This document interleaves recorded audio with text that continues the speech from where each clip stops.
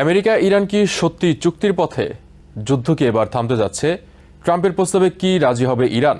Iran কেন এখনও সিদ্ধান্ত নিচ্ছে না? পারমাণবিক ইস্যুতে কি ছাড় দেবে তেহরান?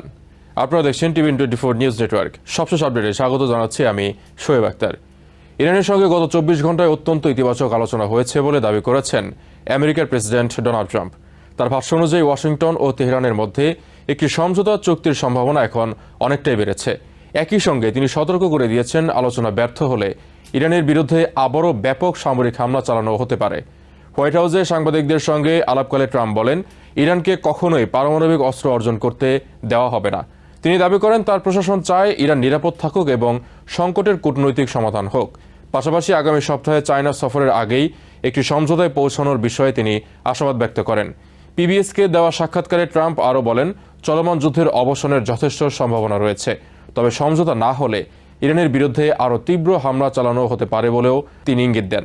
তার এই মন্তব্য নতুন করে মধ্যপ্রাচ্যে উত্তেজনা বাড়িয়েছে। অন্যদিকে ইরানের পররাষ্ট্র মন্ত্রণালয়ের মুখপাত্র ইসমাইল বাঘেই জানিয়েছেন, আমেরিকার সর্বশেষ প্রস্তাব এখনও তেহরানে পর্যালোচনা করা হচ্ছে। পাকিস্তানের মধ্যস্থতায় দুই দেশের মধ্যে কূটনৈতিক যোগাযোগ অব্যাহত রয়েছে বলেও জানান তিনি। তবে দ্রুত সমঝোতা হওয়ার যেসব খবর প্রকাশিত হয়েছে সেগুলোকে অতিরঞ্জিত বলে মন্তব্য করেছে ইরান। রয়টার্স ও এক্সিওসের প্রতিবেদনে বলা হয়েছে, আমেরিকা ও ইরানের মধ্যে একটি এক পাতার 14 দফা সমঝোতা স্মারক নিয়ে আলোচনা চলছে। সংশ্লিষ্ট সূত্রগুলোর দাবি, এই সমঝোতা কার্যকর হলে তা আনুষ্ঠানিকভাবে যুদ্ধের সমাপ্তি ঘটাতে পারে। পাশাপাশি হরমুজ প্রণালীতে জাহাজ চলাচল স্বাভাবিক করা, ইরানের ওপর আরোপিত নিষেধাজ্ঞা শিথিল করা এবং পারমাণবিক কর্মসূচিতে সীমাবদ্ধতা আরোপের বিষয়ও এতে অন্তর্ভুক্ত থাকতে পারে। তবে প্রস্তাবটির বিস্তারিত এখনও প্রকাশ করা হয়নি। ইরানের আধা সরকারি তাসনিম নিউজ এজেন্সি জানিয়েছে, আমেরিকার প্রস্তাবে এমন কিছু ধারা রয়েছে যা তেহরানের কাছে গ্রহণযোগ্য নয়। যদিও কোন কোন বিষয়ে আপত্তি রয়েছে তা স্পষ্ট করা হয়নি। ইরানের পার্লামেন্টের জাতীয় নিরাপত্তা ও পররাষ্ট্রনীতি কমিশনের মুখপাত্র ইব্রাহিম রেজাই এই প্রস্তাবকে আমেরিকার ইচ্ছার প্রতিফলন বলে মন্তব্য করেছেন। তিনি দাবি করেন, যুদ্ধে যা অর্জন করা সম্ভব হয়নি, আলোচনার টেবিলেও আমেরিকা তা পাবে না। একই সঙ্গে তিনি বলেন, ইরান এখনও পাল্টা জবাব দেওয়ার পূর্ণ সক্ষমতা ধরে রেখেছে। চলমান সংকটের সবচেয়ে গুরুত্বপূর্ণ ইস্যুগুলোর একটি হচ্ছে হরমুজ প্রণালী।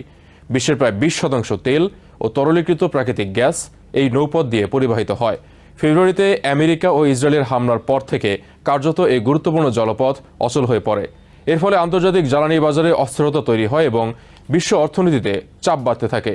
এই পরিস্থিতিতে ট্রাম্প সম্প্রতি প্রজেক্ট ফ্রিডম নামে আমেরিকার সামরিক অভিযান সাময়িক স্থগিত করেছেন।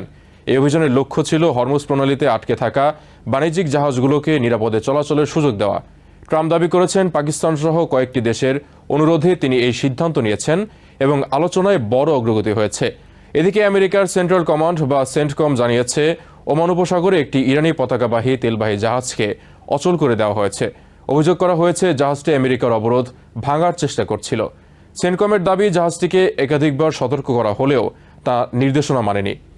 ইসরায়েলের প্রধানমন্ত্রী বেঞ্জামিন নেতানিয়াহু জানিয়েছেন, ইরান ইস্যুতে ট্রাম্পের সঙ্গে তার পূর্ণ সমন্বয় রয়েছে।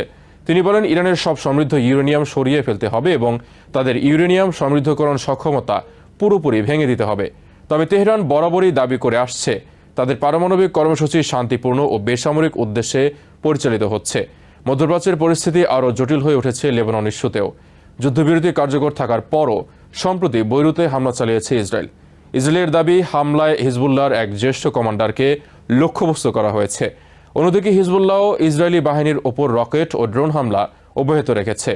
বিশেষজ্ঞদের মতে, ওয়াশিংটন ও তেহরানের মধ্যে সমঝোতা হলে তা শুধু যুদ্ধ বন্ধের পথই খুলবে না, বরং বৈশ্বিক জ্বালানি বাজারেও বড় ধরনের স্থিতিশীলতা ফিরিয়ে আনতে পারে।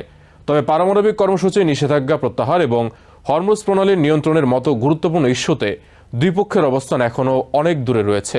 ফলে আলোচনায় অগ্রগতি হলেও পরিস্থিতি যে কোনো সময় আবারও সংঘাতের দিকে মোড় নিতে পারে।